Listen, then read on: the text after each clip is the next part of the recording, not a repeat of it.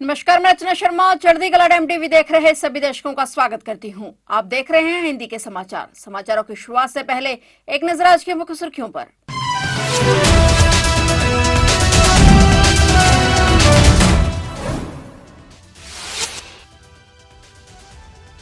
संसद पर हुए आतंकी हमले की 23वीं बरसी। राष्ट्रपति मुर्मू, पीएम मोदी ने शहीदों को दी श्रद्धांजलि। 13 दिसंबर 2001 को हुए हमले से दहल गया था देश।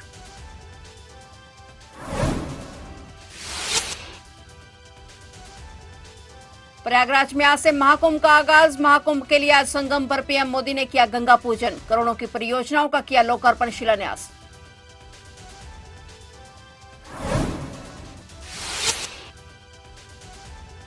किसान आंदोलन 2 के 10 महीने हुए पूरे। 16 को ट्रैक्टर मार्च और 18 को रोकी जाएंगी ट्रेनें। खनौरी बॉर्डर पर जगजीत ढलेवाल का अनशन जारी।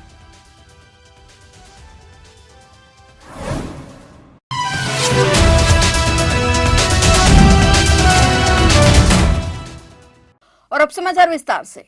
आज संसद हमले की 23वीं बरसी है, जब 13 दिसंबर 2001 को आतंकवादियों ने भारतीय संसद पर हमला किया था। इस हमले में 5 सुरक्षाकर्मी और एक सफाई कर्मचारी शहीद हुए थे। प्रधानमंत्री नरेंद्र मोदी ने इस मौके पर शहीदों को श्रद्धांजलि अर्पित की और उनके साहस और बलिदान को सलाम किया। पीएम मोदी ने संसद हमले के शहीदों को श्रद्धांजलि देते हुए कहा कि उनकी वीरता और बलिदान भारतीय लोकतंत्र की ताकत को हमेशा प्रेरित करता रहेगा। 13 दिसंबर 2001 को हुए इस हमले ने पूरे देश को झकझोर दिया था। जब आतंकवादियों ने संसद भवन परिसर में घुसकर हमला किया था, तब से हर साल इस दिन शहीदों को श्रद्धांजलि अर्पित की जाती है और देश की सुरक्षा में उनके योगदान को याद किया जाता है। आज पीएम मोदी सहित तमाम नेताओं ने आज शहीदों को श्रद्धांजलि दी है। प्रयागराज में आज से महाकुंभ का आगाज हो गया है, जिसकी शुरुआत प्रधानमंत्री नरेंद्र मोदी ने विश्व के सबसे बड़े सांस्कृतिक समागम के रूप में महाकुंभ की सफलता के लिए कुंभ कलश का पूजन कर की। पूजन में उनके साथ राज्यपाल आनंदीबेन पटेल और मुख्यमंत्री योगी आदित्यनाथ भी मौजूद रहे। इसके साथ ही पीएम मोदी ने आज 5,500 करोड़ रुपए की परियोजनाओं का लोकार्पण और शिलान्यास किया। प्रधानमंत्री ने महाकुंभ के वैश्विक आयोजन की सफलता की कामना करने के साथ ही विश्व शांति के लिए मां गंगा से प्रार्थना की। प्रधानमंत्री ने संगम नौज पर संतों से वार्ता भी की। प्रधानमंत्री ने सभा को संबोधित करने और निर्माण परियोजनाओं के लोकार्पण के साथ अक्षयवट, सरस्वती कूप और हनुमान मंदिर में दर्शन पूजन भी किया। तमिलनाडु के डिंडीगुल जिले में स्थित एक निजी अस्पताल में भीषण आग लगने से कोहराम मच गया। यहां अस्पताल में आग लगने से कम 6 लोगों की दर्दनाक मौत हो गई। जिले के पुलिस और अग्निशमन अधिकारियों ने इस बात की जानकारी दी। अधिकारियों ने बताया कि सभी लोग अस्पताल की लिफ्ट में बेहोश पाए गए थे और आग लगने के कारण शॉर्ट सर्किट बताए जा रहे हैं। पुलिस अधिकारियों ने बताया कि लिफ्ट में बेहोश पाए गए लोगों को आनन फानन में अस्पताल ले जाया गया, लेकिन वहां उन्हें मृत घोषित कर दिया गया। डॉक्टरों के मुताबिक दम घुटने से इन लोगों की मौत हो गई। मरने वालों में एक मासूम और 3 महिलाएं भी बताई जा रही हैं। अधिकारियों ने यह भी बताया कि अग्निशमन और बचाव कर्मियों ने अस्पताल के लगभग 30 मरीजों को बाहर निकाला था और इसके बाद उन्हें लिफ्ट के अंदर मृतक मिले थे। और अधिकारियों ने बताया कि निकाले गए लोगों को जिला जीएच में भर्ती कराया गया और इस हादसे पर डिंडीगुल के जिला कलेक्टर MN पूनगोड़ी ने भी संज्ञान लिया है। किसान आंदोलन 2 के आज 10 महीने पूरे हो गए हैं। आज शंभू और खनौरी बॉर्डरों पर बड़े कार्यक्रम आयोजित किए जा रहे हैं। इसमें बड़ी संख्या में किसानों से पहुंचने की अपील की गई और वहीं खनौरी बॉर्डर पर 18 दिनों से आमरण अनशन पर बैठे जगजीत सिंह ढल्लेवाल की सेहत बिगड़ती जा रही है। इससे भड़के किसानों ने संघर्ष तेज करने का ऐलान कर दिया है और इसी के तहत किसानों ने आज शुक्रवार को केंद्र और पंजाब और हरियाणा सरकार के पुतले फूंककर प्रदर्शन किया। वहीं उन्होंने कहा कि 16 दिसंबर को पंजाब को छोड़कर देश भर में तहसील और जिला स्तरों पर ट्रैक्टर मार्च निकाले जाएंगे और 18 दिसंबर को ट्रेनें रोकी जाएंगी। ट्रैक्टर मार्च निकालने के बाद अधिकारियों को डल्लेवाल की ओर से राष्ट्रपति के नाम लिखी चिट्ठी दी जाएगी। डल्लेवाल ने खुद से हस्ताक्षर करके प्रधानमंत्री नरेंद्र मोदी को पत्र लिखा है। डल्लेवाल ने मोदी से MSP की कानूनी गारंटी समेत किसानों की बाकी सभी मांगे पूरी करने की अपील की है। लिखा है कि वे 18 दिनों से अनशन पर हैं, ऐसे में उनका आपके नाम यह पहला और आखिरी पत्र है। वहीं डल्लेवाल की तबियत की जानकारी लेने के लिए आज शुक्रवार को भारतीय किसान यूनियन टिकैत के राष्ट्रीय प्रवक्ता राकेश टिकैत और पंजाब प्रधान हरिंदर सिंह लखोवाल भी पहुंचे हैं।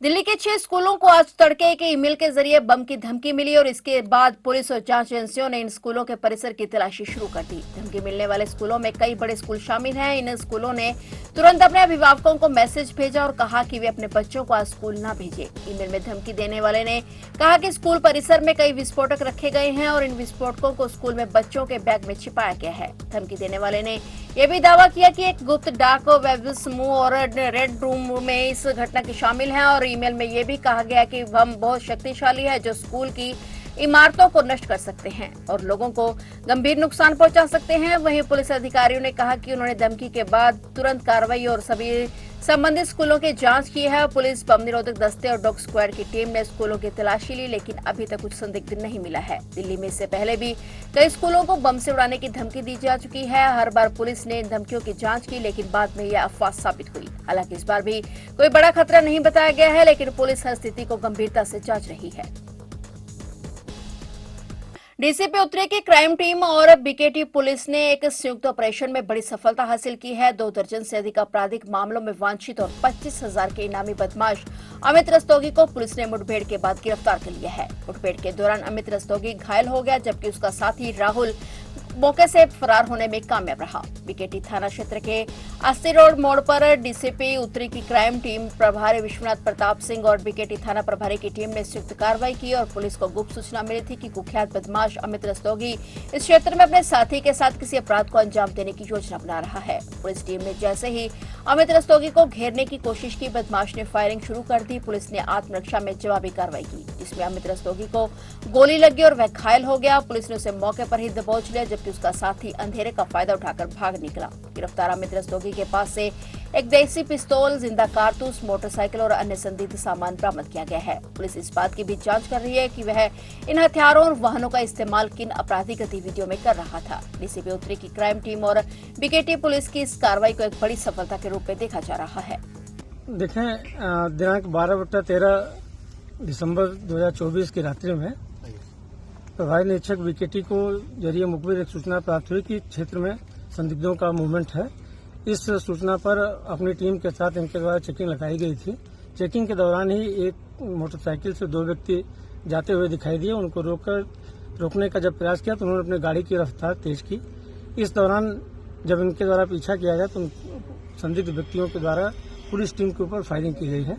आत्मरक्षा अपने बचाव हेतु इनके द्वारा भी पुलिस टीम के द्वारा उनके ऊपर फायर किया गया, जिसमें एक व्यक्ति को फायर आर्म इंजरी आई। नजदीक जाकर के उसके बारे में पूछा गया तो उसने अपना नाम अमित कुमार रस्तोगी बताया, जिसके बारे में जानकारी की गई कि यह 2 दर्जन से अधिक मुकदमे इसके ऊपर पंजीकृत हैं, जो चोरी आदि का अभियुक्त रहा है। पिछले गैंगस्टर में भी अभियुक्त रहा है और विभिन्न थानों में इसके खिलाफ मुकदमे दर्ज हैं। इसी दौरान एक व्यक्ति मौके का फायदा उठाकर भागने में सफल रहा है। जानकारी करने पर उसका नाम राहुल गौतम होना पाएगा, जिसकी तलाश जारी है। दोनों ही जो संदिग्ध अभियुक्त हैं। पंजाब के मुख्यमंत्री भगवंत सिंह मान ने बयान दिया है कि सुखबीर सिंह बादल पर फायरिंग की घटना की जांच चल रही है। उन्होंने ट्वीट किया कि श्री दरबार साहिब में जो घटना हुई है, एसजीपीसी द्वारा हमें फुटेज मुहैया नहीं कराई गई और इसके बाद हमें हाई कोर्ट जाना पड़ा। हाई कोर्ट के दखल के बाद सीसीटीवी फुटेज मिली है। मुख्यमंत्री मान ने कहा कि हम इस हमले की गंभीरता से जांच कर रहे हैं। उन्होंने कहा कि हमें 2-3 दिन की फुटेज मिली है, जिसमें पता लगाया जाएगा कि हमलावर और वहां कितनी बार आया और किससे मिला। इसके बाद सब खुलासा हो जाएगा। मुख्यमंत्री ने कहा कि कानून व्यवस्था के मामले में पंजाब देश में दूसरे नंबर पर है। उन्होंने कहा कि चाहे कोई व्यक्ति विशेष हो या आम नागरिक, हम किसी भी तरह पर किसी के साथ भी इस तरह का हमला बर्दाश्त नहीं करेंगे। बिहार के जमुई जिले के झाझा रेलवे स्टेशन पर एक मालगाड़ी पटरी से उतर गई, जिससे रेल यातायात बाधित हो गया। अधिकारियों ने जानकारी दी, इस घटना में किसी के हताहत होने की सूचना नहीं है। रेल पुलिस सूत्रों ने बताया कि दूधी और जौर पुल के समीप रेलवे यार्ड में करीब 3:30 पर अप लाइन में एक मालगाड़ी बेपटरी हो गई। मालगाड़ी के बेपटरी होने से मुख्य अपर रेलवे लाइन पर रेलवे परिचालन बाधित हो गया। यार्ड से अप लाइन पर मालगाड़ी आ रही थी और तभी मालगाड़ी का 2 वैगन एक ट्रॉली का चक्का पटरी से अचानक उतर गया, जिससे मालगाड़ी अनियंत्रित हो गई। सूत्रों ने बताया कि मालगाड़ी चालक के द्वारा स्टेशन प्रबंधक को इसकी सूचना दी गई, जिसके बाद स्टेशन प्रबंधक रविकांत माथुरी, टीआई रवि गुप्ता सहित अन्य रेलवे विभाग के स्थानीय पदाधिकारियों ने मौके पर पहुंचकर मामले की जांच की। आप में मालगाड़ी का चक्का उतर जाने के बाद अब रेलवे लाइन में परिचालन बाधित हो गया और अब में आने वाली वंदे भारत सुपरफास्ट ट्रेन को नारगंजो टाटानगर से आरा तक जाने वाली गाड़ी सुपर एक्सप्रेस का घोरपारन एर्नाकुलम एक्सप्रेस के जसीडू रेलवे स्टेशन पर रोक दिया गया और परिचालन अब शुरू हो। तो आप देख रहे थे हिंदी के समाचार और नए समाचारों के साथ फिर से हाजिर होंगे। तब तक के लिए देखते रहिए चढ़ती कला टाइम टीवी और मुझे दीजिए इजाजत। धन्यवाद।